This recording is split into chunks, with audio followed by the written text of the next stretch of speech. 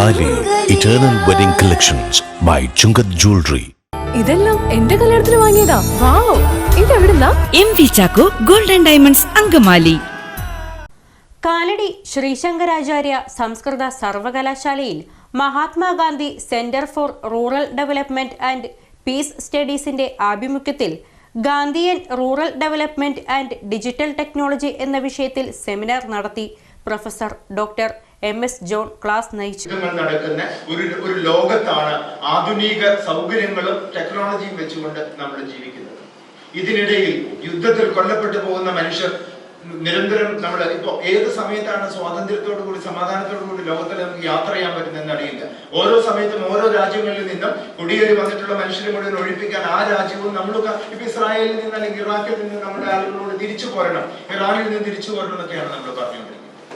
കാരണം ലോകം മുഴുവൻ അശാന്തിയുടെയും അസ്വസ്ഥതയുടെയും യുദ്ധങ്ങളുടെയും ആഭ്യന്തര കലഹങ്ങളുടെയും ചൂഷണങ്ങളുടെയും ഒക്കെ വേദികളായി മാറുമ്പോൾ ഇന്ത്യ ലോകത്തിന്റെ മുമ്പിൽ കൊടുത്ത വിശ്വ പൗരൻ എന്ന് അടയാളപ്പെടുത്താൻ കഴിയുന്ന ഒരേ ഒരു വ്യക്തിത്വം എന്ന് പറയുന്ന മഹാത്മാഗാന്ധി, വിശ്വ പൗരൻ എന്ന് ഇന്ത്യക്ക് പുറം ലോകത്തോട് കാണിച്ചു കൊടുക്കാൻ കഴിയുന്ന വ്യക്തിത്വങ്ങളിൽ ഏറ്റവും പ്രഗത്ഭനായിട്ടുള്ള വ്യക്തി മഹാത്മാഗാന്ധി. കാലടി ശ്രീശങ്കരാചാര്യ സംസ്കൃത സർവകലാശാലയിൽ Mahatma Gandhi centre for rural development and peace സ്റ്റഡീസിന്റെ ആഭിമുഖ്യത്തിൽ Gandhian rural development and digital technology എന്ന വിഷയത്തിൽ സെമിനാർ നടത്തി. ഫ്രീഡം അറ്റ് മിഡ്നൈറ്റ് അത് കുറച്ചുകൂടി യഥാർത്ഥ ബോധത്തോടു കൂടി എഴുതിയിട്ടുള്ള പുസ്തകമാണ്. ഗാന്ധിയെ വിമർശിക്കുകയും ഒപ്പം തന്നെ ഗാന്ധിയെ ഒരു പാതിരാത്രിയിൽ എന്ന് പറയുമ്പോഴും പകൽ വെളിച്ചത്തിൽ കാണാൻ സഹായിച്ചു എന്ന് ഞാൻ വിശ്വസിക്കുന്ന ഒരു പുസ്തകമാണത്. അപ്പോൾ ഇങ്ങനെ പല പല ഇടങ്ങളിൽ കൂടി ഗാന്ധിയെ അവതരിപ്പിക്കുമ്പോൾ ആ ഗാന്ധി മുന്നോട്ട് വെച്ച ആശയങ്ങൾ സത്യാന്വേഷണ പരീക്ഷണം വായിക്കുമ്പോൾ എനിക്ക് തോന്നിയിട്ടുണ്ട് അത് പലപ്പോഴും ശ്രീബുദ്ധന്റെ ഭഗവത്ഗീതയുടെ ബൈബിളിലെ ഒക്കെ ആശയങ്ങൾ എടുത്തുകൊണ്ട് നമ്മളെ ദ്രോഹിക്കുന്നവരെ സ്നേഹിക്കാൻ തരുന്ന ആ ഒരു മെസ്സേജ് അത് വളരെ പ്രധാനപ്പെട്ട ഒന്നാണ്. Professor doctor MS John class നയിച്ചു. പ്രൊഫസർ ഡോക്ടർ ജോസ് ആന്റണി ചടങ്ങിൽ അധ്യക്ഷത വഹിച്ചു.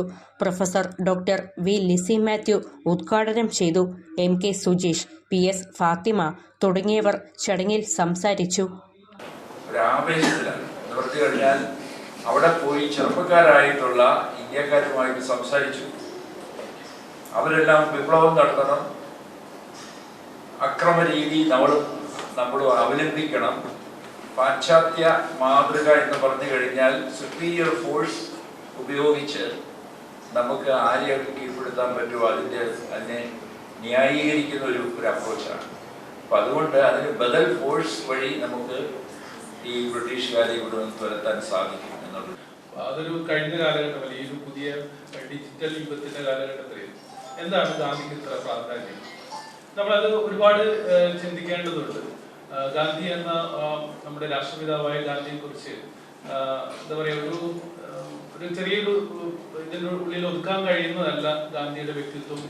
ഗാന്ധി നമുക്ക് പകർത്തുന്ന ജീവിത ഒരു സത്യാന്വേഷണ പരീക്ഷണങ്ങൾ എന്ന് പറയുന്ന അദ്ദേഹത്തിന്റെ പരീക്ഷണങ്ങളുടെ അടിസ്ഥാനത്തിൽ ജീവിച്ച ഒരു വ്യക്തിത്വമായിരുന്നു.